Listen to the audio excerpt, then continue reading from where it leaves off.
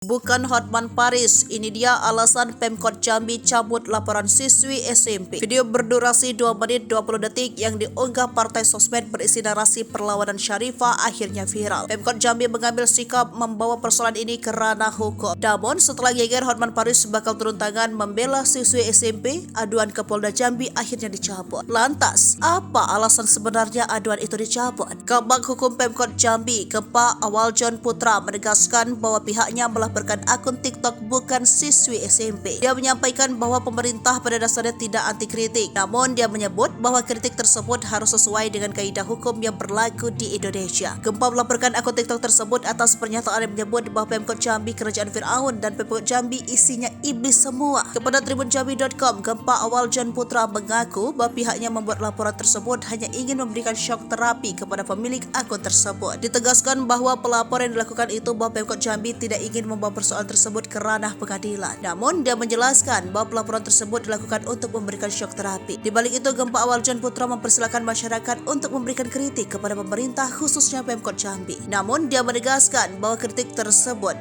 harus sesuai dengan kaidah yang berlaku di Indonesia. Pemkot Jambi mengetahui pemilik akun tersebut masih duduk di bangku SMP setelah dilakukan penyelidikan oleh Polda Jambi. Dia menegaskan bahwa persoalan tersebut akan selesai jika ada permintaan maaf dari pemilik akun TikTok tersebut. Komitmen ini kami buktikan ketika dia meminta maaf di tanggal 4 Juni di hari Minggu, kemudian di tanggal 5 Juni kami membuat pencabutan laporan pengaduan tersebut, ujarnya. Gempa menyebutkan 3 pertimbangan untuk melakukan pencabutan laporan pengaduan ini. Pertama adalah bahwa di TikTok tersebut sudah mengunggah permintaan maafnya. Kemudian bahwa ternyata pemilik akun TikTok tersebut adalah anak SMP. Kemudian pertimbangan ketiga berdasarkan hati nurani dan rasa kemanusiaan kami, tandasnya.